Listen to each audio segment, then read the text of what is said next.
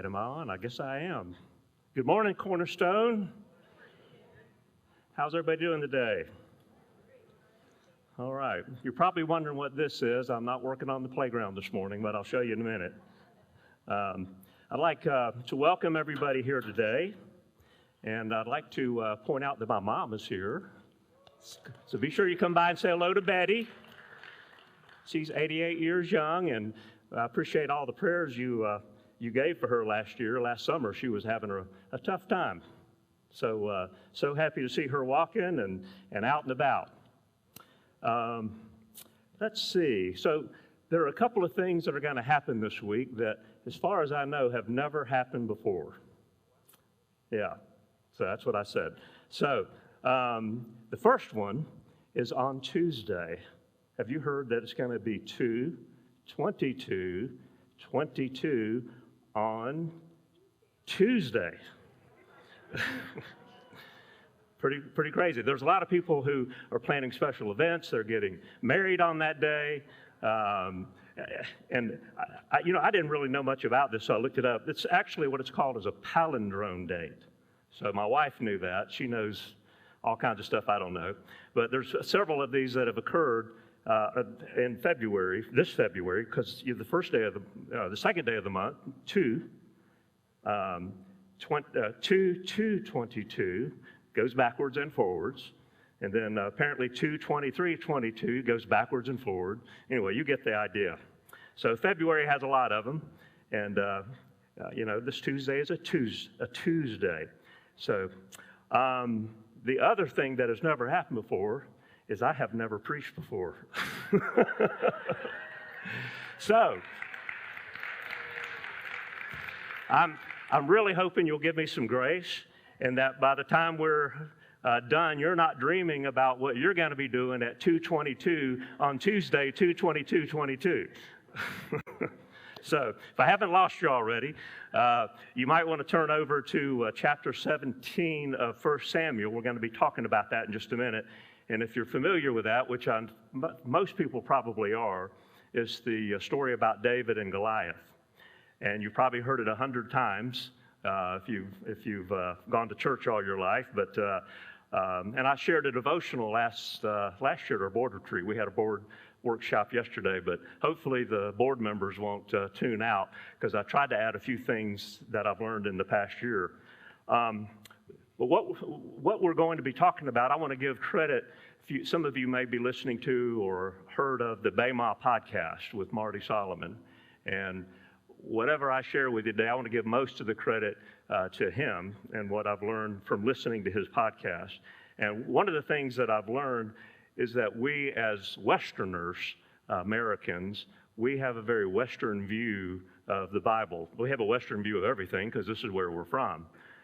The Bible, though, was written by Easterners, and it was written to an Eastern audience. I used to think that God wrote the Bible to me, but he really didn't. Now, that's not to say that I can't learn things from it, but the Bible was written by an Eastern men, and they were writing about current conditions to an Eastern audience.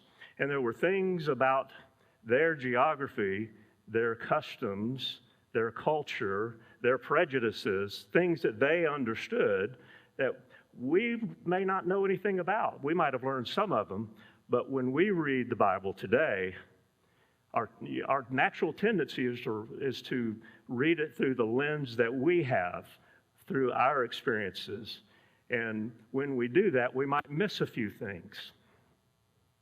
So another thing that I've been learning, I'm going to try to refer to these notes, but I may miss a few things. I hate reading stuff. But I've been reading this book. Some of you may have heard of it. It came out a few years ago. It's called Misreading Scripture with Western Eyes by Randolph Richards and Brandon O'Brien. And they share a story, and I was going to read the first couple of pages, but you might go to sleep if I don't make it interesting. But in the opening, they talk about, he makes a reference to Revelations 3. And they talk about the church in Laodicea. And I bet a lot of you have heard this story a number of times. The church in Laodicea, he basically, Jesus says, I know your deeds. And he basically says, you are neither hot nor cold. And because you are not hot or cold, I'm about to spit you out of my mouth. And it was a threat, a warning to the church there. And we've always heard it where if you're hot, you're on fire for the Lord, And so that's where you want to be. If you're cold, that means, you're not even in the game. You're out there. They're not even worried about you. If you're lukewarm, that means maybe you were trying a little bit, but your efforts just aren't measuring up, and Jesus is about to spit you out of his mouth. Now, I thought about that. It's like, gosh, when you read the scriptures, it says Jesus loves everybody. Why wouldn't he be concerned about everybody? Why would he just not be concerned with people who are cold? Well, don't have to worry about them. Well, this is where this story comes in, and maybe our misunderstanding. Maybe there's another way to look at this. And so these two guys were over in Greece and Turkey, and they were visiting Laodicea, at least the ruins of it. And they noticed in the ruins that if they looked up to the northwest of Laodicea, there was up on a hill, there's a little town called Hierapolis. Never heard of it, okay? But on the mount of the town of Hierapolis, on this mountain, there are natural hot springs, and they're still there today. And you could see them from Laodicea, just looking up on the hill. And these steaming mineral baths, they overflow, and there's this white deposit that forms. It even looks like a ski slope in the mountains for snow. But what they call it in Turkey is pamukkale. I probably butchered that, but it's a definition for that or another word is cotton castle, and it just kind of cascades down. And this hot steam water. It's mineral water. Another less notable city in the other direction is a city called Colossae. And Colossae is known for its fresh, cold water springs. And it's apparently, I don't think it even really exists anymore. At the writing of this book, they hadn't uncovered it and excavated it to discover all the things that were there. But they know it has cold water springs. And so what they realized because of the geography and being there, that Laodicea, it didn't have water, didn't have springs, didn't have hot water springs, didn't have cold water springs. They had to use aqueducts to bring water to Laodicea. So here's the point. When Jesus is talking in Revelations about, I wish you were either hot or cold, the water that's being brought in from Colossae and Hierapolis is brought in by aqueducts. By the time it arrives in Laodicea, it's lukewarm. And he says, I wish you were either hot or cold. I wish you were useful. You had something of value, but because you're lukewarm, I'm about to spit you out of my mouth. And so that's just an example of how maybe we misunderstand some things because we don't understand the geography and the history and the customs and the things that they know. And as this book goes on to say, they talk about what goes without saying, because there's a lot of things we understand here in our country that go without saying. When I mentioned South Georgia, you might have some visions in mind, or North Georgia. We had lunch with James and Destiny Kelly last week. If you don't know them, you need to get to know them. They're a cool couple. So Destiny is from a little town in South Georgia, and I still can't remember. What is it? Preston, okay. And I said, well, how is it got one stoplight? She said, no, it's got one stop sign. And so when you think of South Georgia, you guys have probably been through small towns in South Georgia, and so it creates a thought, a feeling. If you've been to North Georgia, what do you think of? You think of mountains? You think of Atlanta? You automatically have some things. Now, if I were to talk to somebody in Greece or Turkey about North Georgia and South Georgia, they would be like, where's that? So they don't have a frame of reference. So that kind of takes us into 1 Samuel. And we'll talk a little bit about maybe some things that we've overlooked over time. All right. How we doing? All right, we're good. Okay. Okay, I'm going to do some reading here, so hang on. We're going to read 1 Samuel 1 through 16. Now the Philistines gathered their forces for war and assembled at Soko. All right, that's a little town there. I need to put my glasses on, so bear with me just a second so I can see this. Sorry. All right, so they pitched their tent. They pitched their camp. Let's see. At Ephes Dammim, between Soko and Azekah. Saul and the Israelites assembled and camped in the valley of Elah and drew up their battle line to meet the Philistines. The Philistines occupied one hill and the Israelites another, with the valley between them. A champion named Goliath, who was from Gath, came out of the Philistine camp. He was over 9 feet tall. He had a bronze helmet on his head and wore a coat of scale armor of bronze weighing 5,000 shekels. On his legs he wore bronze greaves, and a bronze javelin was slung over his back. His spear shaft was like a weaver's rod, and its iron point weighed 600 shekels. His shield bearer went ahead of him. Goliath stood and shouted to the ranks of Israel, "Why do you come out and line up for battle? Am I not a Philistine, and are you not the servants of Saul? Choose a man and have him come down to me. If he is able to fight and kill me, we will become your subjects. But if I overcome him and kill him, you will become our subjects and serve us." Then the Philistines said, "This day I defy the ranks of Israel. Give me a man and let us fight each other."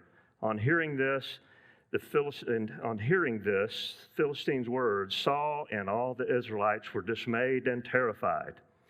Now David was the son of an Ephrathite named Jesse, who was from Bethlehem in Judah. Jesse had 8 sons, and in Saul's time he was old and well advanced in years. Jesse's 3 oldest sons had followed Saul to the war. The firstborn was Eliab, the second Abinadab, and the third Shema. David was the youngest. The 3 oldest sons followed Saul, but David went back and forth from Saul to tend the sheep, his father's sheep at Bethlehem. For 40 days, the Philistines came forward every morning and every evening and took his stand. Okay. So, let's see that first slide. All right, so this is the Valley of Elah. Anybody ever been there? Me neither. So, maybe somebody has, but or some of you. So, it says that the Philistines were occupying, let's see, from Ephes Dammim, into Soko. All right. Now, what I learned from listening to Bema is that if you were going to attack Jerusalem, there's 4 valleys that come into Jerusalem. And you would want to attack from one of those 4 valleys. Now, the Philistines, where they were lined up, basically their army was huge. They were occupying an entire ridge of that valley. And so what the Israelites would have understood when these words were read, that they pitched their camp in Ephes Dammim between Soko and Azekah, is that the Israelites were completely surrounded. There was no way out. They had to go to the sea to escape. They were surrounded. Their backs were against the wall. So, understanding that geographically, they were in a pretty dire situation. This wasn't just some battle, okay? In verse 4, it says a champion named Goliath. Let's look at the next slide. That's the best one I could find. But I want to give it some scale. So this champion named Goliath comes out, and he's huge. It says, let's see, he was over 9 feet tall. Now, I'm about 6 feet tall, I'm about 200 pounds. I'm not exactly a small person, maybe a little above average in height and weight.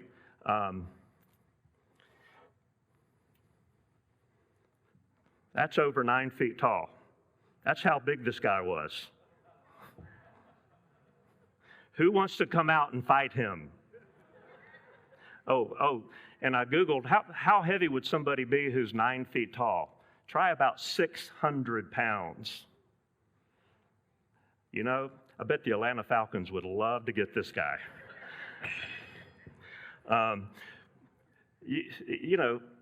Put that in perspective. This one guy, he's like, come on out, give me your best guy. Now, they have, in Hebrew, there was a kind of a tradition about fighting. They called it Ishabadin, and it's bring out your best guy.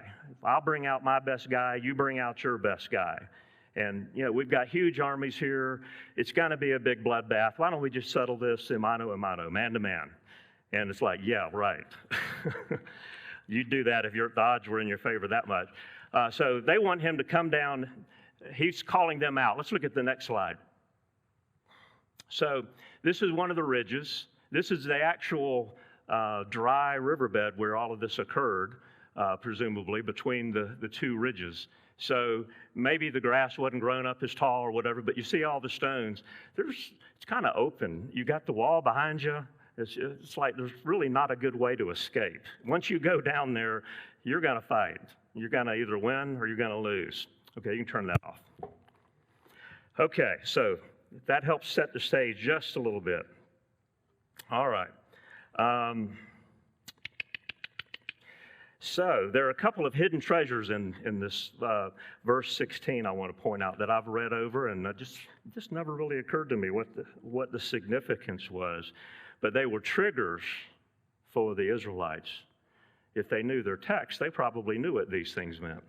So in verse 16, it says, for 40 days the Philistine came forward every morning and evening and took his stand. I thought it was interesting, 40 days. Why did he say that? Well, 40 days has some meaning. And one of the things I meant to mention when we started out was what I've been learning from reading and listening to Behemah, reading some of these books, is there are no accidents in the Scripture. There's no words in the Scripture that aren't there for a reason. There's meaning. There's a lot of times I'll read stuff and I'm like, what's that all about?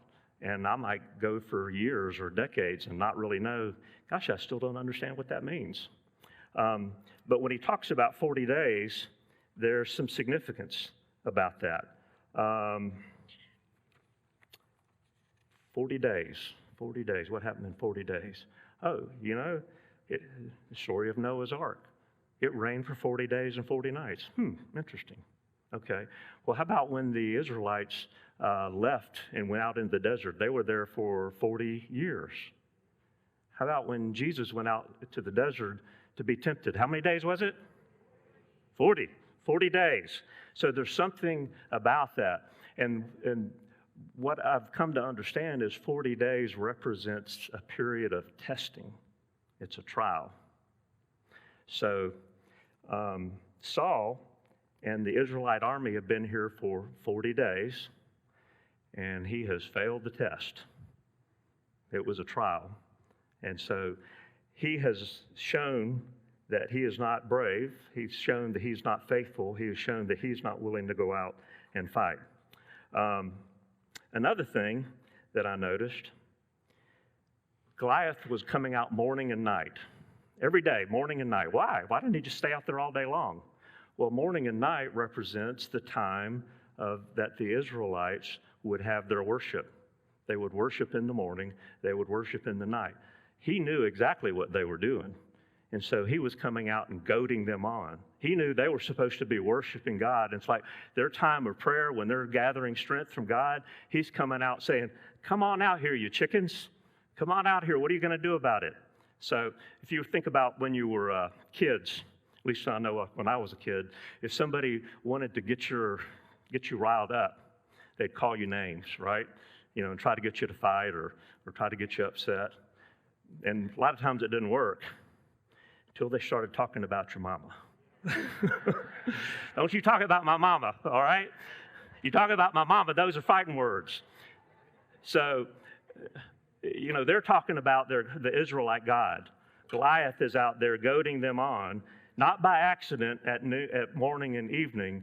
He's coming to them at a very important time to them, and he's basically calling them out and saying, aren't you the army of the living God? What's wrong with you? And he knows they're not going to come out. He's just twisting that knife, trying to get their attention, trying to intimidate them. Okay, where are we at here? Told you I wasn't going to read my notes. Okay, so Saul's been put to test as a leader. The Israelites had the opportunity to show what was in their hearts, and what was shown was fear. Saul, as a leader, has failed. Okay, let's look at verse 28. No, wait a minute. We're going to pick up in verse 17. Now Jesse said to his son David, take this ephah of roasted grain and these 10 loaves of bread for your brothers, and hurry to their camp. Take along these 10 cheeses to the commander of their unit. See how their brothers are, and see how your brothers are, and bring assurance from them. There was Saul and all the men of Israel in the valley of Elah, fighting against the Philistines. Early in the morning, David left the flock with the shepherd, loaded up and set out as Jesse directed. He reached the camp as the army was going out to its battle position, shouting the war cry. Israel and the Philistines were drawing up their lines, facing each other. David left the things with the keeper of the supplies and ran to the battle lines to greet his brothers. As he was talking with them, Goliath, the Philistine champion from Gath, stepped out from his lines and shouted his usual defiance. And David heard it. When the Israelites saw the man, they all ran from him in great fear.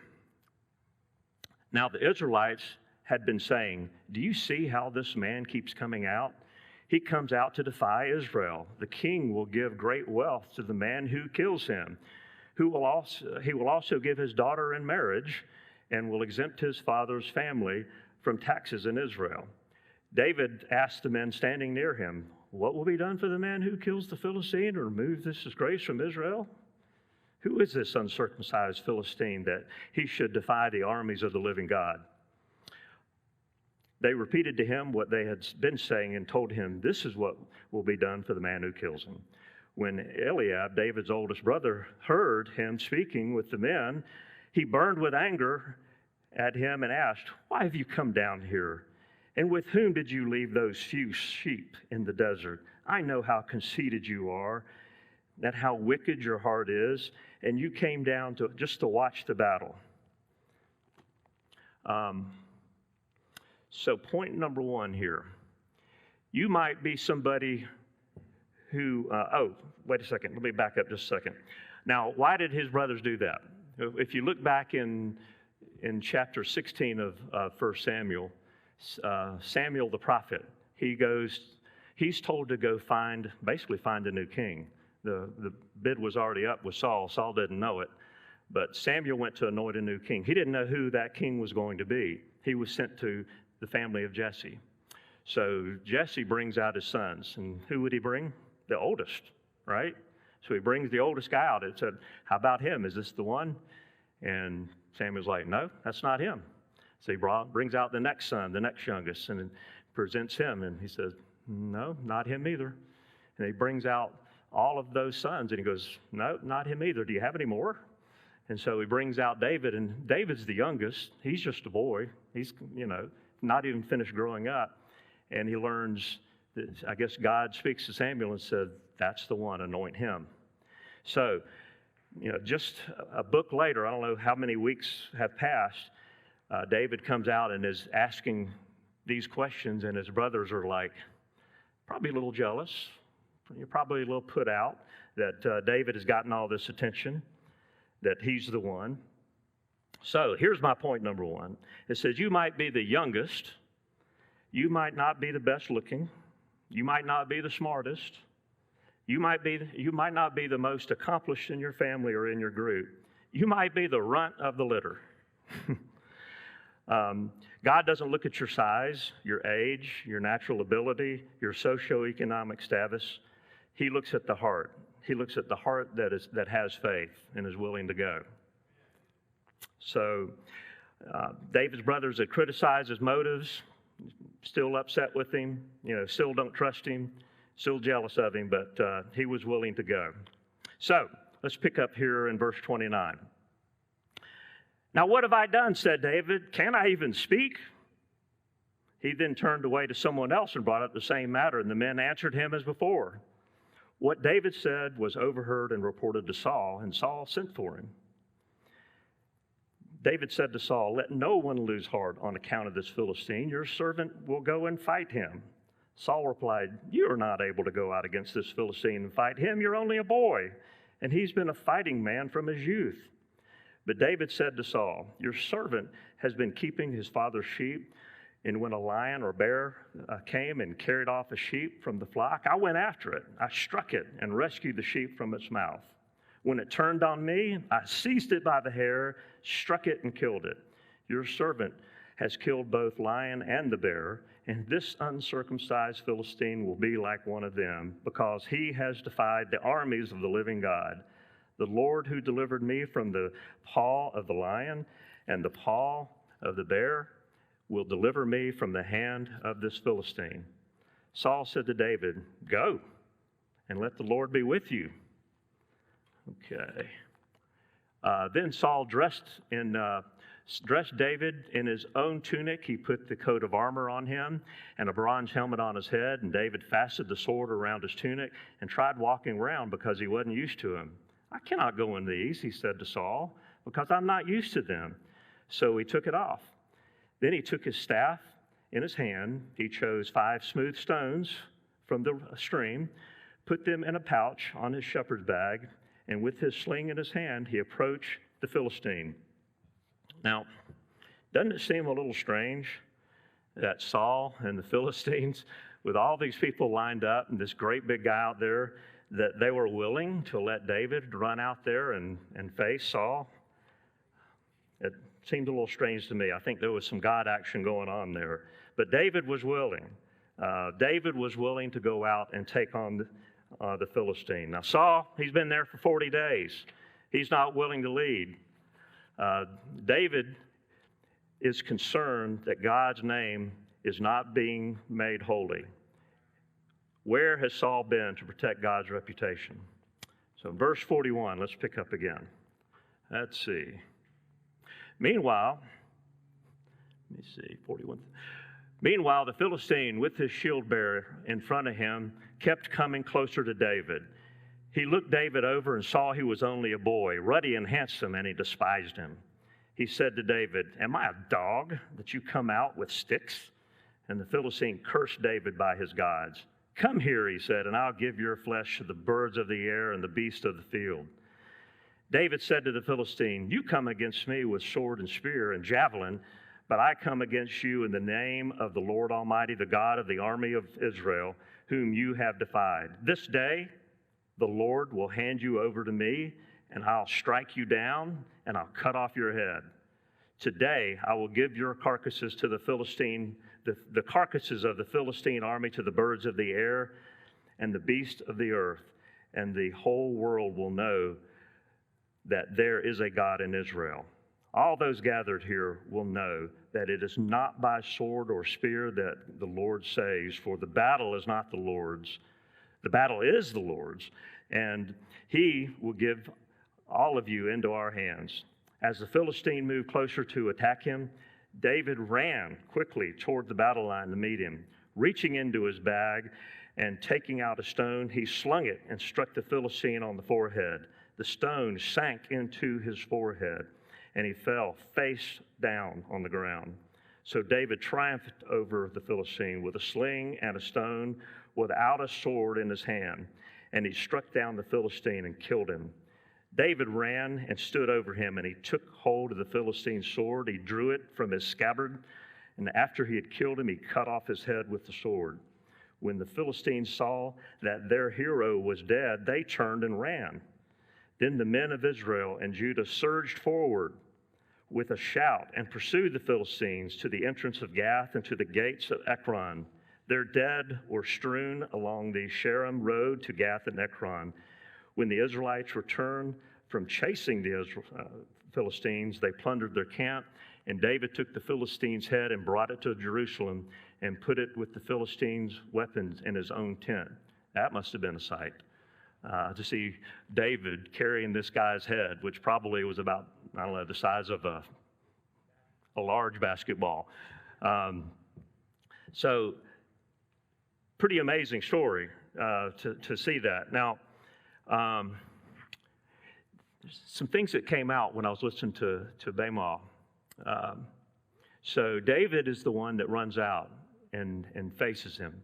He's bold. I mean, he says some things that's like, how are you going to back that up? You're going to cut off his head? You're going to do what? But he spoke with a lot of boldness. So, but the thing that's really standing out here is that why is David the one running out there? This story takes on a different meaning if you really know the text.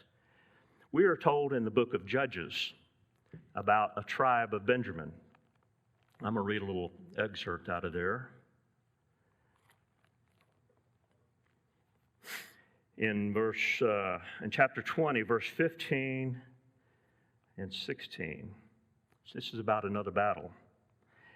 It says, at once the Benjamites mobilized 26,000 swordsmen from the towns, in addition to 700 chosen men from those living in Gibeah. Among all those soldiers, there were 700 chosen men were left-handed, each of whom could sling a stone at a hair and not miss. These guys were like special forces.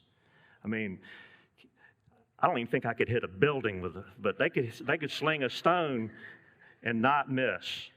That's pretty amazing. Now, why do I read that?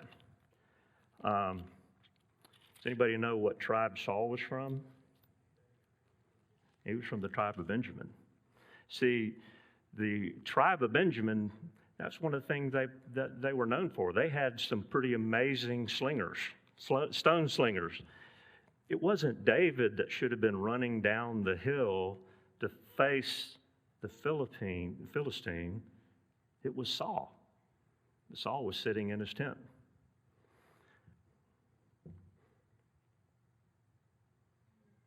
You know, those Benjamites must have been pretty good with their sling.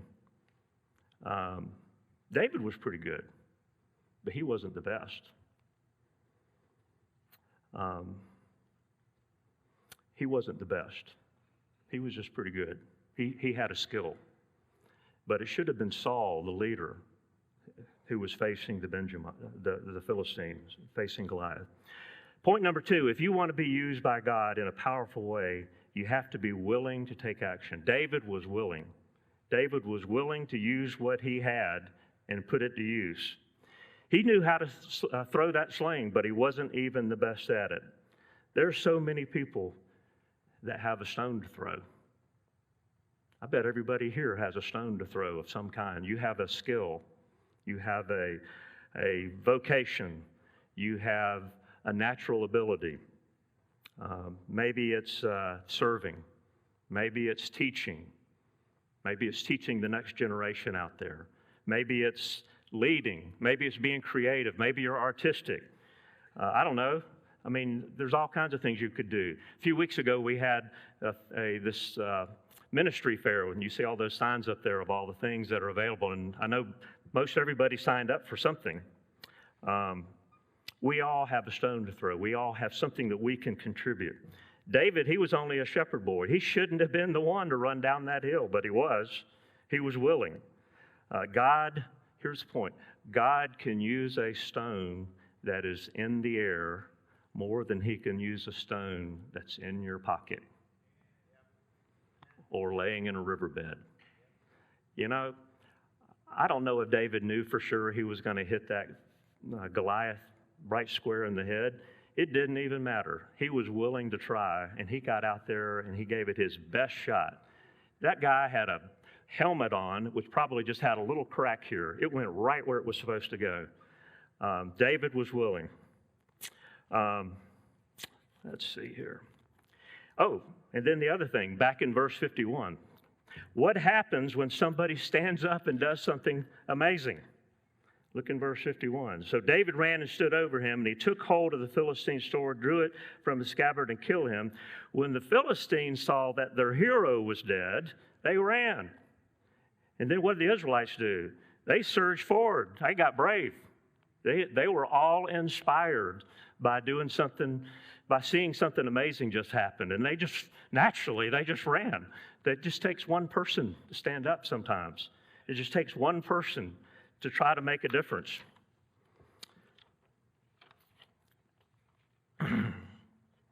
So, you have talents God can use. We are all familiar with dozens of individuals who stood up and made a difference in the world. Now, February, as you know, is Black History Month. We're all familiar with all the contributions that Dr. Martin Luther King made. One man can make a difference. And there's a lot more. I won't go into them all. But right here, is Steve here? Where's Steve Gooch? He said he was coming today. There he is back there. One man can make a difference. Steve got inspired when there was Hurricane Katrina to start the Ground Zero Grace, that first trip to go help the victims of Hurricane Katrina back in 2005. Steve's not a wealthy person. Are you wealthy? Okay. But that hadn't stopped him from raising tens of thousands, maybe hundreds of thousands of dollars to help people and to get dozens of people to come follow and volunteer, even unskilled people. But he's inspired all these people, and they've served people who have nowhere else to turn. Where's Susan Lanier? There she is, over there. Susan got inspired to start Family Fun Days. We were just looking at a minute ago. To help families with young children to play games. But there's a purpose. It gives them a chance to see Jesus in action, all of you, and to see how real life Christians live. You know what? Nobody said, hey, Susan, we really need you to go start Family Fun Day. Would you mind doing that? Nobody told her to do that. There's others of us out here, that a lot of people who are more unsung heroes, like Kathy Jack, the years that she spent serving our children in the ministry here. We've got a lot of servants here, so I know I'm talking to a friendly audience when I talk about that. But we all have an opportunity to step up and serve, and let God use us. So maybe you're saying for yourself, well, that's easy for you to say, Ken, or great for you. Maybe you felt that fire once before and you've lost your way as a Christian. Maybe you've lost your faith. Well, that's okay. God is a God of second chances. He's always willing to give you another try. If at some point you failed, or you failed and you failed and you failed, He's willing to give you another chance. Just ask somebody here for help. Talk about it. Somebody will be willing to pray with you and help you find your way back. Or maybe you've never really had faith or become a Christian. We can help you with that too. Feel free to talk to one of the elders, talk to me or Fenton or anybody who brought you here. We'll be happy to show you about the Bible and to study with you. We have an adversary. Steve talked about that last week. We have an adversary. He wants to stop you. He wants to make you forget about this. He wants to deceive you. He wants to knock you off course. He wants to hold you captive to self-doubt. He's whispering lies in your ears, and he accuses you. And he tries to bring you down. But we also have an advocate. We have an advocate who wants to help you. He wants to help you to succeed. Well, I've run over time. Can I finish? All right. Sorry, teachers. So, who are you going to listen to? So there's a song that came out by Casting Crowns a few years ago called The Voice of Truth, and these are the lyrics. It goes, oh, what I would do to have the kind of faith it takes to climb out of this boat I'm in, onto the crashing waves, to step out of my comfort zone into the realm of the unknown where Jesus is, and He's holding out His hand. But the waves are calling out my name, and they laugh at me, reminding me of all the times I've tried before and failed.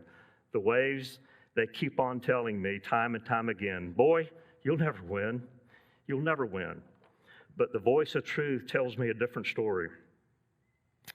Oh, what I would do to have the kind of strength it takes to stand before a giant, just with a sling and a stone, surrounded by the sound of 1,000 warriors shaking in their armor, wishing they'd had the strength to stand.